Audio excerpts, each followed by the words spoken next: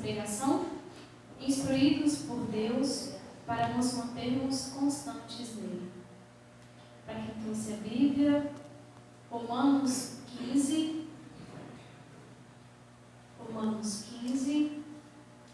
versículos do 4 ao 9.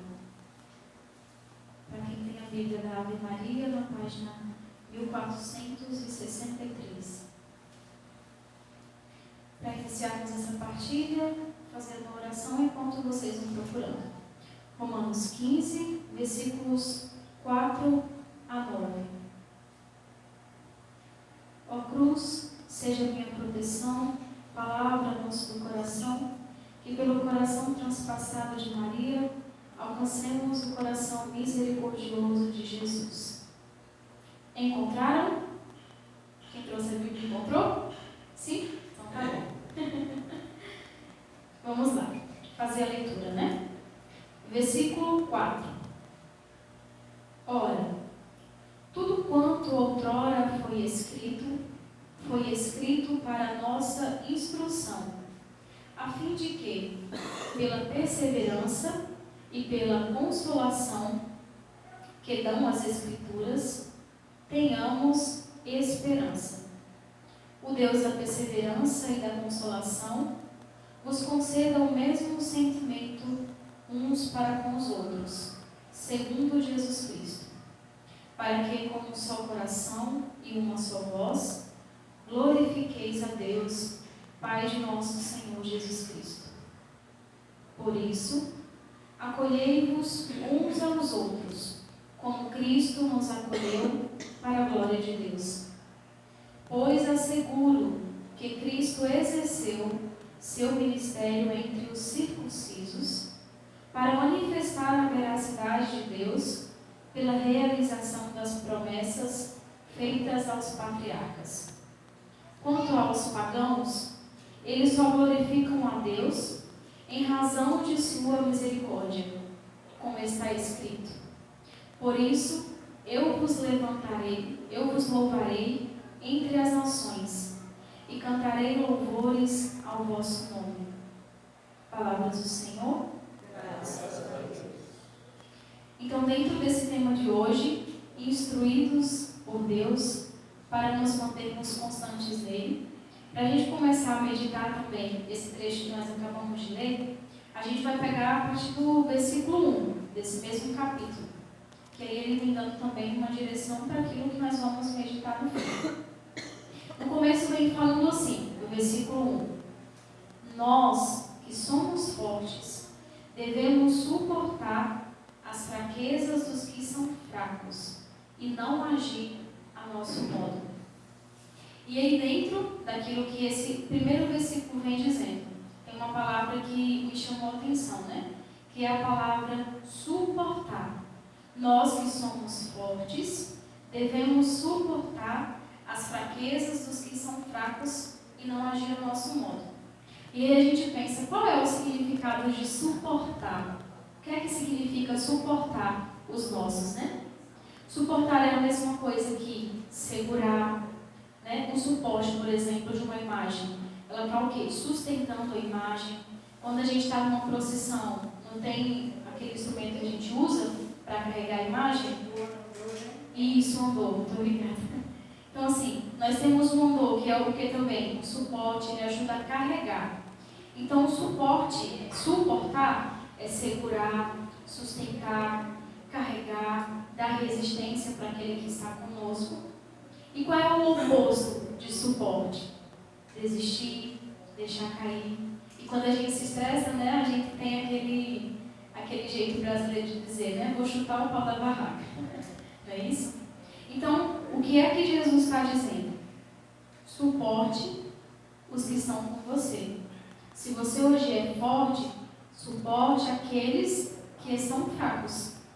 E aí a gente vai vendo o quanto Deus vai nos suportando no nosso dia a dia, né? Conforme o tempo vai passando, se nós olharmos para trás, nós veremos que Deus, ele vem nos sustentando constantemente, nos suportando. Não é verdade? Nós somos suportados por Deus, porque nós não somos dignos da presença dele. Aquele oficial romano, na Bíblia tem uma passagem, né? Ele tem uma fé muito grande, mas ele se encontra indigno. E aí foi que ele falou: Senhor, eu não sou digno que entres em minha morada, mas dizes uma palavra e eu serei salvo. Né? Então nós não somos dignos do Senhor, mas Ele vem nos suportando constantemente. Nós não somos dignos desse olhar misericordioso dele. Por que então não repetir com os nossos aquilo que o próprio Deus nos faz? Então é essa questão de obediência àquilo que Ele nos fala, né? E aí dentro dos exemplos da nossa vida, do nosso cotidiano, quantos vícios, manias, temperamentos, palavreados, que nos foram mudados pela graça de Deus, né? Se a gente olhar, lógico, hoje a gente ainda tem muita coisa a mudar. Mas se nós formos ver o nosso passado, quantas coisas, pela graça de Deus, nós conseguimos mudar, não é verdade? Se a gente for observar, vamos observando. Às vezes, o nosso jeito de se comportar, o nosso temperamento talvez explosivo, os nossos vícios, os nossos palavreados, né? Que não vêm conforme a vontade de Deus, palavrões e etc. Né? E aí nós vemos, por vezes, aquilo que nós vivemos sendo repetido com os nossos. E aí, por isso que Deus vem falando, suporte a fraqueza dos seus que estão fracos. Porque do mesmo jeito que você venceu com a graça do meu suporte, que eu te suportei, tenha paciência e seja esse suporte também para o seu irmão, para aquele que está fraco, que está caindo, que está com os mesmos vícios que um dia você teve, ou com as mesmas manias erradas que um dia você teve. Então é isso que o Senhor vem nos pedindo nesse primeiro versículo. O Senhor, Ele nos dá essa ordem, né? Então, uma coisa que é importante também nesse versículo, Ele não nos deu essa opção. Você tem a opção de suportar. Ele falou assim, devemos suportar as fraquezas. Então é uma ordem do Senhor para nós, que nós também devemos isso para casa. Suportar é uma ordem, não é uma opção. Para quem vive com Deus, suportar não é uma opção, é uma ordem. E aí ele continua, suporte eles, não do seu modo. Então, se não é do nosso modo, tem que ser do modo de quem? Do modo de Deus, lógico, né? Então, eu tenho que me perguntar sempre ao Senhor, diante daquela situação que nós vivenciamos. Senhor, o que tu farias agora? Eu não sei o que fazer, mas o que tu farias agora? No nosso dia a dia, no nosso interior, a gente vê uma situação, e agora, o que eu faço? Tem uma reação. Perguntemos ao Senhor, Senhor, o que farias agora, né? No versículo 2, dando sequência, ele vem falando assim, cada um de vós procure contentar o próximo para seu bem e sua edificação. O que é que significa aqui contentar? Contentar tem como sinônimo também agradar, que lógico, não é agradar diante daquilo que fere a Deus, né? Eu agrado o outro, mas sendo que esteja em concordância com o que agrada a Deus também. Contentar é agradar, contentar é alegrar o nosso próximo, que é também diferente de aborrecer, desrespeitar.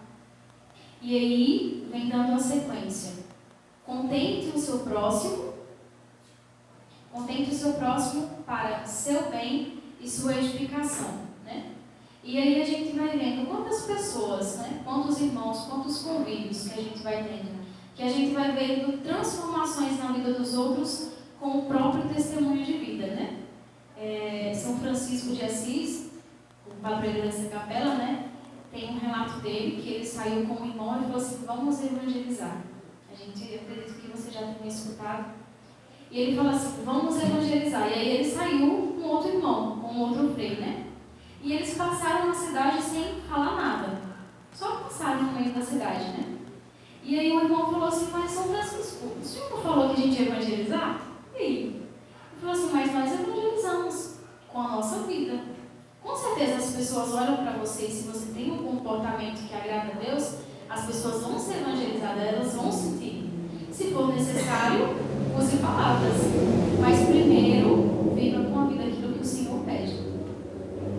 E aí a gente dá sequência para o versículo 3. Cristo não se agradou a si mesmo. Pelo contrário, como está escrito, os insultos dos que vos ultrajam caíram sobre mim.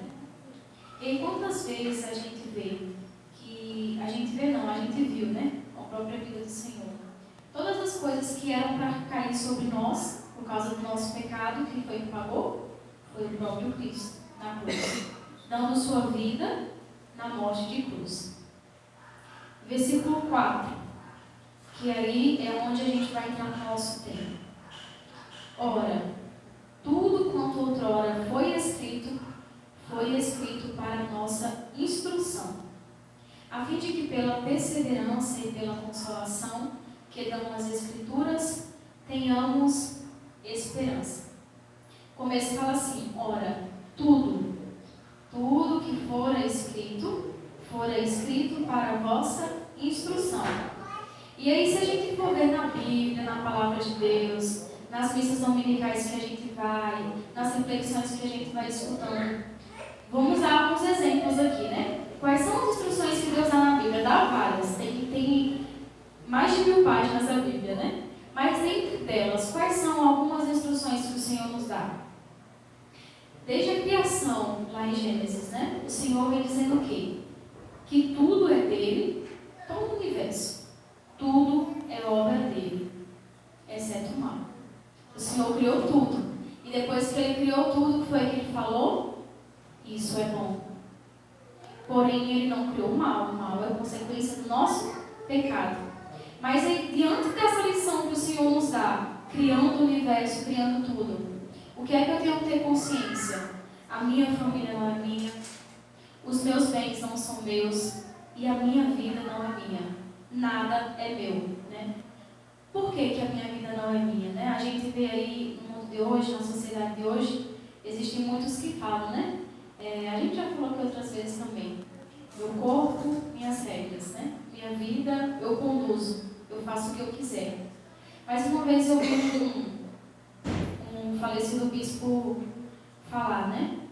Se você fechar o seu nariz, você consegue respirar, mesmo querendo viver? Eu quero viver, mas vou fechar minha respiração. Você consegue?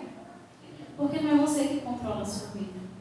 Quem conduz a sua vida é o Senhor. Hoje eu estou bem de saúde. Eu posso dormir e não acordar mais.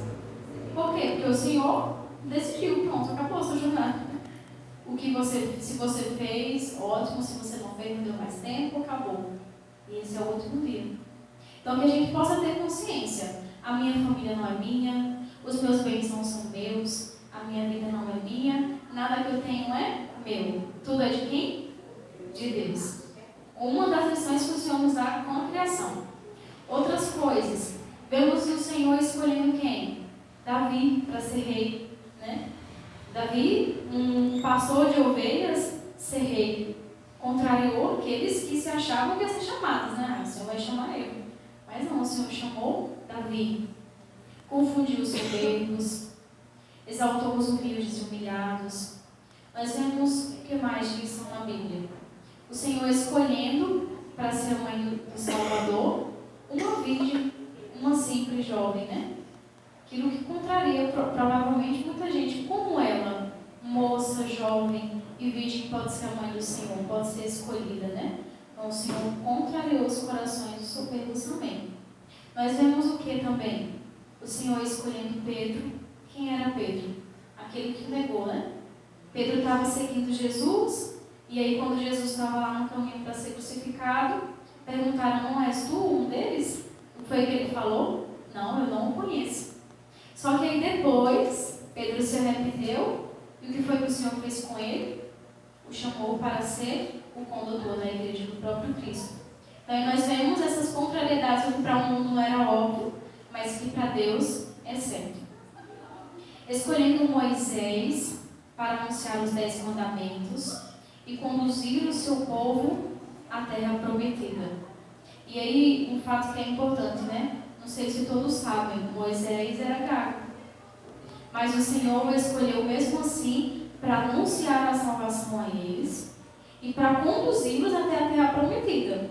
Moisés, com as suas incapacidades, foi escolhido por Deus. É você que vai conduzir o povo para a terra prometida. E o Senhor, foi a ele que revelou os 10 mandamentos. Né? Outra coisa que a Bíblia nos ensina. O Senhor escolhendo Paulo, que era perseguidor, para ser um grande anunciador do Evangelho, né? Dito feito, Paulo, ele matava os que seguiam a Deus, os que eram da igreja. E aí Deus fez uma reviravolta na vida dele, né? Derrubou do cavalo e perguntou: por que tu me persegues, Paulo, né? Que era Saulo. E aí a gente vê o quê? O Senhor escolhendo aquele que o perseguia para o anunciar. O que é que também tem na Bíblia como instrução para nós? O Senhor nos dá, como falamos, os 10 mandamentos, que é o regimento de amor para a vida do cristão. Um bom cristão necessita e precisa viver os 10 mandamentos, né? Ensina que só terá vida aquele que morre. Parece um pouco contraditório, né? Como é que eu posso viver se eu morrer? Só tem a vida eterna aquele que morre para esta vida. E que quem persevera até o fim tem a glória de Deus e etc. Inúmeras coisas o Senhor vem nos falando dentro da Bíblia, dentro daquilo que é escrito. Tudo que foi escrito é para a nossa instrução, como vem falando, né? Tudo quanto outrora foi escrito para a nossa instrução, a fim de que? Pela perseverança. O que é a perseverança? Perseverança é não desistir, ser constante, a fim de que pela perseverança e pela consolação que dão as Escrituras, que é a consolação? É a paz, é um alento que a alma sente, né? Às vezes o mundo pode estar caindo. Se você rezou e você sentiu a consolação de Deus, está tudo bem, né? Porque é o Senhor quem dá essa consolação. E essa perseverança e essa consolação que dão as Escrituras é para que tenhamos esperança. E aí a gente vai vendo, né? O que é a esperança? A gente já falou aqui em outros momentos, em outras partilhas, né? Resumindo, a esperança é uma espera confiante de quem ama, né? A gente já viu em outras pregações que a esperança ela está dentro das virtudes teologais da Santa Igreja. E aí, resumindo, ela é essa espera confiante de quem ama. Então, se eu amo, eu espero confiando que Ele vai me dar. Ou um sim ou não, mas alguma coisa Ele vai me dar. Ele não vai me deixar sem resposta. E se Ele resolver fazer o silêncio por um tempo, um dia Ele vai falar alguma coisa. Porque o Senhor não fecha os olhos e nem fecha os ouvidos daquele que o procura, aquele que grita por Ele, né? Só se é constante em Deus quem escuta, quem para ouvir a Deus, né? Então a palavra de hoje ela vem falando justamente isso. Deixa eu pegar o tema. Instruídos por Deus para nos mantermos constantes nele. A constância ela só vem a partir do momento que eu escuto. Eu escuto para ser instruído. Não tem como eu ser instruído por alguém se eu não parar para observar os sinais de Deus, se eu não parar para rezar, para me aquietar um pouco, para procurar um conselho. Se eu não consigo ouvir a voz de Deus, procura um conselho de alguém que você sabe que é íntimo de Deus. Eu não sei o que fazer, me ajude, né? Então, assim, não tem como se ter uma constância, uma perseverança, se não se procura calar-se para escutar, para ser instruído por Ele. Dentro dessa esperança que o Senhor nos promete, né? Tendo consciência que a esperança é essa confiança de quem ama. Nós vemos que na própria Bíblia, né, o próprio Deus, Ele fala, né, que quem ama não desiste, não trai, não engana, não abandona. Quem ama, espera. O amor, ele espera 10 anos, 20 anos. Nós vemos a história de Santa Mônica, que chorou amargamente pela conversão do seu filho. Quem ama, espera. Quem ama não trai, quem ama não abandona, quem ama não chuta o pau da barraca, quem ama confia. O Senhor vai fazer alguma coisa. Pode ser que não seja aquilo que eu quero, aquilo que eu espero, mas alguma coisa Ele vai fazer, porque é o Senhor quem conduz a minha vida. Ou será que nós não cremos nisso? Precisamos crer nisso. É o Senhor quem conduz a minha vida. Se Ele não faz a minha vontade, que a vontade dele seja realizada. Lógico, se a nossa vontade estiver unida à vontade de Deus, o Senhor vai nos confirmando. Mas a gente precisa o quê? Parar, escutar. Senhor, isso que eu estou querendo é a mesma coisa que tu queres? Então faça. Se não é, o Senhor deu pelo menos um acalento ao meu coração, uma maturidade para aceitar os nãos que a vida precisa me dar. E aí, dentro dessa esperança que o Senhor promete, a gente precisa entender uma coisa. A esperança, meus irmãos, ela não cai do céu, assim de bombejada. O que é preciso, né? Sabendo que a esperança é uma virtude, como é que se conquista ela? Pedindo a Deus: Senhor, me conceda a virtude. Você não encontra a virtude sentado numa cadeira olhando para o céu. Tem que fazer, tem que trabalhar, tem que rezar, tem que fazer esforço. Senhor, me ajude, aumente a minha fé. Eu não tenho forças, eu sou fraco. Me socorra, faz alguma coisa, Jesus, me ajuda, né? Tem que gritar, tem que clamar. Ele não prometeu? Aquele que bate na porta, a porta vai ser aberta. Ele não disse que ia ser aberta na mesma hora, falou? Não. Mas ele disse que a porta ia ser aberta. Quem gritar por mim, eu ouvirei. Ele prometeu dar resposta na mesma hora? Não. Ele prometeu ouvir. Então, não tenhamos receio e vergonha. Bata todos os dias, todos os segundos, todos os minutos na porta de Deus. Clame para Ele, para que Ele corra e faça alguma coisa conforme o tempo dele e a vontade dele. O que fazer então? Perseverar na oração, rezar com as Escrituras, né? A nossa igreja, nós temos essa graça enquanto fiéis, de todos os dias termos leituras para ir regendo também aqui no dia, né? Então, todos os dias nós temos uma leitura, nós temos um salmo, nós temos evangelho. Então, se a gente parasse, por exemplo, às vezes a gente, por causa da correria, não tem tempo, né? Mas se você puder parar 5 minutos ou 10 minutos, eu vou ler o evangelho de hoje. E aí você pega um versículo que chama a sua atenção. Aí você fala: Senhor, eu vou rezar sobre isso. Sobre a morte, vamos lá, vou rezar sobre a morte. Eu vou rezar sobre a providência, aquilo que o Senhor falou aqui. E aí, se a gente pegasse um versículo e fosse rezando um dia, a gente ia ver os frutos que aquilo ia dando na nossa vida interior, no nosso ser. Então, que se a gente fizesse isso, nós com certeza teríamos mais aquela consolação que ele prometeu aqui. A consolação que dão as Escrituras. Né? Como eu falei, o mundo pode estar caindo. O nosso corpo pode não estar aguentando. Os nossos olhos podem não parar de sair em lágrimas. Mas se nós estivermos com Deus, a palavra dele nos dará consolação. Lembremos do que nos fala o Senhor. Não tenhais medo, eu venci o mundo. E aí a gente, vivendo a realidade do mundo de hoje, né? A gente tem medo ou não tem? A gente vê a situação, a gente vê os poderes aí do mundo se levantando. E aí a gente, meu Deus, que medo. E agora, o que vai ser? Sim, nós andamos. Parece que a gente está andando aí no tempo, né? E a gente olha para as pessoas, o que está acontecendo com as pessoas? Eu não posso contar com ninguém. Parece que você não pode contar com ninguém. Você olha para a sua família, meu Deus, o que aconteceu com os meus? Você olha para os seus amigos, por exemplo, de escola, e agora? Né? A quem eu vou confiar? E aí, Deus, dentro desse tempo de hoje, para cada dia, uma experiência. O que é que Ele vem falando? Não tenhas medo, eu venci o mundo. Né? Quantas coisas nos sucederam, né? Não sou eu hoje que o mundo vive em guerras. Quantas guerras foram vividas atrás? Antes do... Esqueci o nome.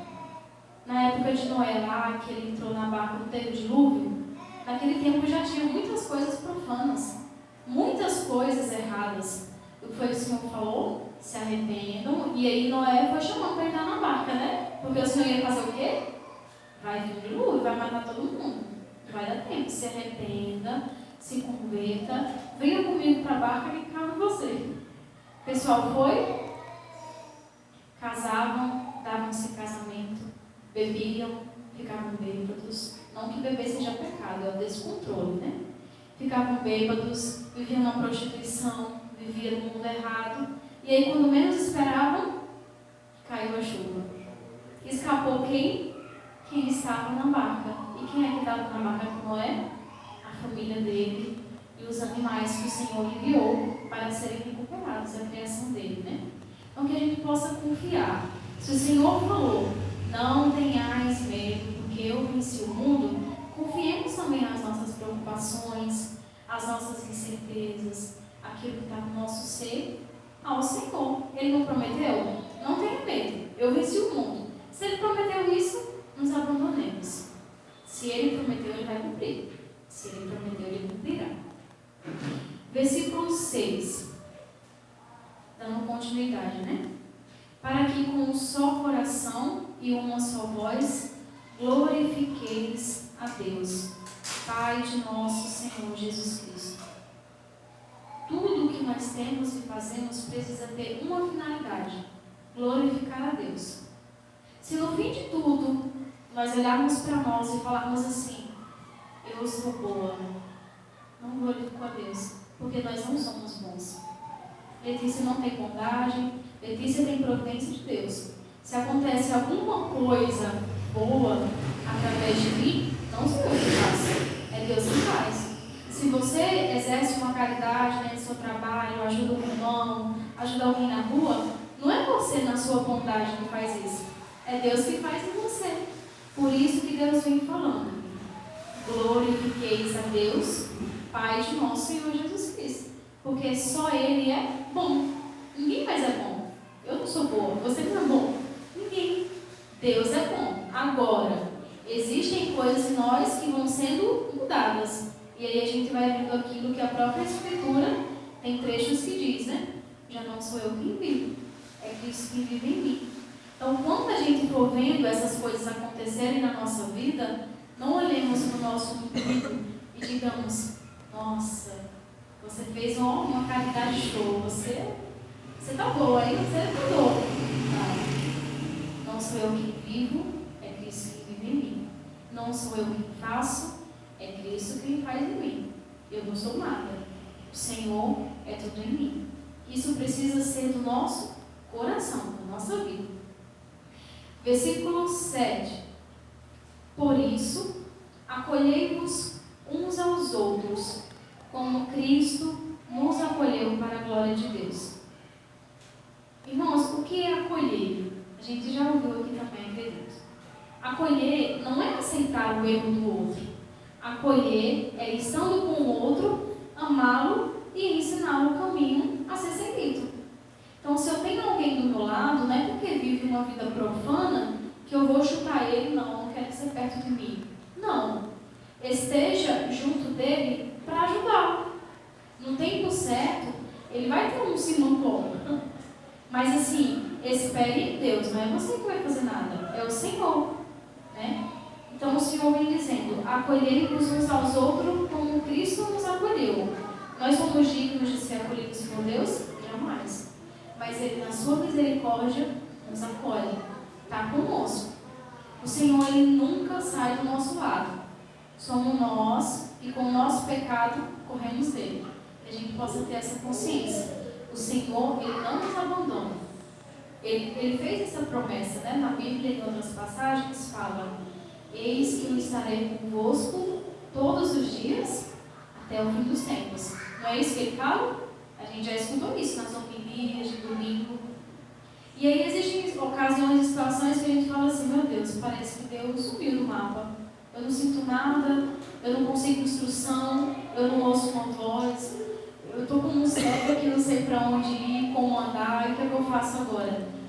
Eu estarei convosco todos os dias, até o fim dos tempos. Será que Deus se afastou de nós? Ou será que a nossa vida de pecado nos fez correr dele? A gente precisa meditar nisso. A Karina falava na pregação anterior.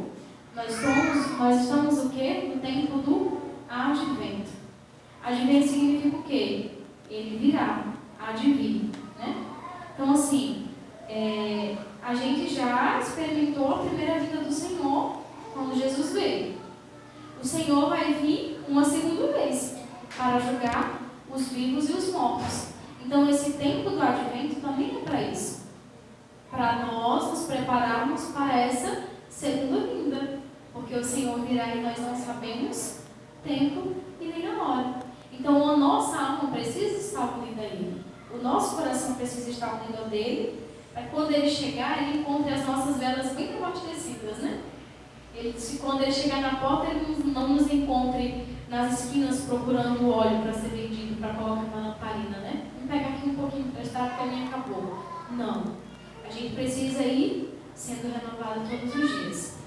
Esses dias eu vi uma partilha rápida no Instagram, onde o bispo falava assim: todo mundo está cansado, não tá? A gente não se cansa. Eu me canso, você se cansa. Mas o que eu achava interessante, ele falava isso, e isso é verdade, é um fato. Aquele que confia no Senhor tem as forças renovadas. Aquele que ama o Senhor tem as forças renovadas. Às vezes parece que nossa bateria está descarregando, ixi, eu não consigo fazer mais nada. O que é que a gente precisa fazer? Senhor, renova-me. Ele não prometeu, eis que faço novas todas as coisas. O que é que nós precisamos fazer quando o cansaço chegar lá em cima, assim, ela está ligando a sirene vermelha? Senhor, renova-me, porque eu não tenho forças. Eu preciso ser renovada. E aí ele dava o exemplo de Santa Madre Teresa de Calcutá, né? Falou assim: vocês conseguem imaginar Santa Madre Teresa de Calcutá naquele cansaço, recuperando os pobres na rua, desistindo de Deus? Santa, foi fiel até o fim. Não tinha forças, né? O nosso fundador, Reginaldo, ele costumou falar: se nós formos ver os pés de Santa Maria Teresa de Calcutá, a gente vai se envergonhar do nosso ser missionário, porque ela tinha os pés tortos. De tanto evangelizar, servir, recuperar os pobres, anunciar a verdade, e era uma mulher que não descansava, né? Existem os cansaços físicos, mas era uma alma que estava abastecida, né? E existem relatos que falam: ela passou 50 anos sem sentir a Deus. Então ela não sentia a Deus, mas ela rezava: Senhor, renova-me, porque eu preciso cumprir aquilo que o Senhor me mandou. Quer dizer, não sou eu, né? O Senhor precisa realizar em mim isso. Então, nesse tempo de hoje, que parece que tem uma fumaça preta em cima da gente, né? Parece que o tempo está poluído de verdade, né? Não só simbolicamente. O tempo está poluído. O que é que a gente precisa fazer? Senhor, está pesado o clima. Vem me ajudar, vem na leveza. Vem me ajudar aqui a conduzir isso. Não vem conduzir isso. Nós precisamos também ter esse abandono nas mãos de Deus. Versículo 8. Pois asseguro que Cristo exerceu seu ministério entre os circuncisos, para manifestar a veracidade de Deus pela realização das promessas feitas ao Pai. Quanto aos pagãos, eles só glorificam a Deus em razão de sua misericórdia, como está escrito: por isso eu louvarei entre as nações e cantarei louvores. Por isso eu louvarei entre as nações e cantarei louvores ao vosso nome. Isso já encerrando este momento de partilha, né? O versículo 8 ele vem dizendo o quê? Cristo ele exerce o seu ministério entre os seus para manifestar a sua veracidade, para manifestar a sua verdade. E pelos pagãos ele é glorificado em razão da sua infinita misericórdia. O Senhor vai exercendo, ele falou aqui, né? Asseguro-vos que Cristo exerceu o seu ministério entre os circuncisos, entre os seus, né? A circuncisão é o mesmo sinônimo de consagrar-se, né? Entre os seus, o Senhor exerceu entre os seus para manifestar a veracidade de Deus e a realização das promessas feitas pelos patriarcas, por aqueles pais na fé que sucederam a Cristo, né? Quanto aos pagãos, eles só glorificam a Deus em razão de sua misericórdia, como está escrito: por isso eu louvarei entre as nações e cantarei louvores ao vosso nome. A nossa vida, meus irmãos, precisa ser um constante louvor, né? O louvor, ele traz leveza à alma. Eu estou morrendo, mas eu estou louvando, porque é o Senhor que me sustenta.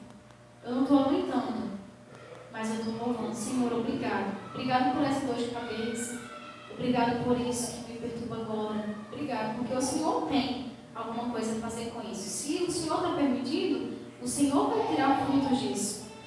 O Senhor vai realizar. Estar com Ele para sermos constantes nele. Então, que a gente possa trazer com essa meditação. O que aquilo em mim é pavor, né? A Bíblia vem dizendo dessa instrução que nós precisamos ter para ser constantes. O que aquilo em mim é pavor? Diante do dia a dia, meu Deus, eu não sei por onde não. O que eu vou fazer agora com essa situação dos meus pais, né? Com essa situação da minha família, dos meus amigos da escola, com essa situação do meu condomínio? O que eu vou fazer agora? Né? O Senhor possa vir realizando no nosso coração a vontade dele. Eu convido você que está aqui, você que está em casa conosco, a fechar os seus olhos e procurar aí dentro o que é que inquieta a tua alma, porque você não se sente instruído. Nós pedimos, Senhor, que nessa noite o Senhor venha socorrendo a nossa alma diante dos pavores que ela vem sentindo, Senhor. Pedimos que o Teu Espírito Santo venha inflamando o nosso coração e venha revelando a nós aquilo que parece estar oculto. Vem, Senhor, falando no nosso coração, diante daquilo que não conseguimos escutar, entender. Vem, Senhor, que você possa, aí na tua oração interior, no silêncio do teu coração, perguntar ao Senhor: Senhor, como